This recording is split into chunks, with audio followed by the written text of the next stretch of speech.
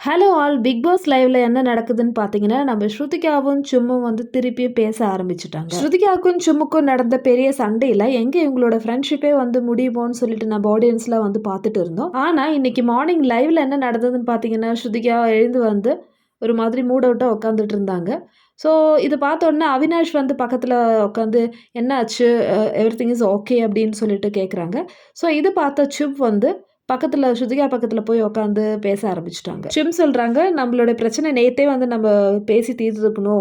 இல்லன்னா நேத்து நைட்டு நான் படுக்கும்போது உன்கிட்ட பேசலான்னு தான் நெனச்சேன். பட் என்னால முடியல."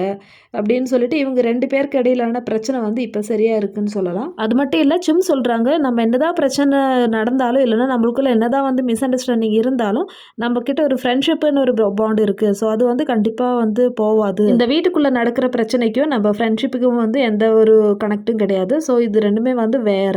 ஸோ வீட்ல நடக்கிற பிரச்சனையில நம்மளோட ஃப்ரெண்ட்ஷிப்ப வந்து நம்ப மிஸ் பண்ண வேணான்னு சொல்லிட்டு சிம் வந்து ரியலைஸ் பண்ணி பேசியிருக்காங்க. ஸோ இதே ஒரு ஒப்பீனியன் தான் வந்து ஸ்ருதிகாவுக்கும் இருக்கு.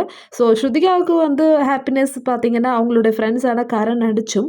ஸோ நெறைய டைம்ல வந்து சும், கரண், ஸ்ருதிகாவ விட்டு குடுக்குறாங்க. ஸோ அந்த ஒரு ப்ராப்ளத்தினால தான் வந்து இந்த மாரி ஒரு மிஸ் அண்டர்ஸ்டாண்டிங் வருது. இனிமேலாவது இவங்க ஃப்ரெண்ட்ஸ் வந்து மிஸ் அண்டர்ஸ்டாண்டிங் இல்லாம போனா நல்லாருக்கும். ஆனா கண்டிப்பா முடியாது. பிக் பாஸ் வீடுனாலே வந்து பிரச்சனைகள் தான். எஸ்பெஷலி நெறைய பிரச்சனைகள் கலப்புறதுக்காகவே ஷில்பா அங்க இருக்காங்க.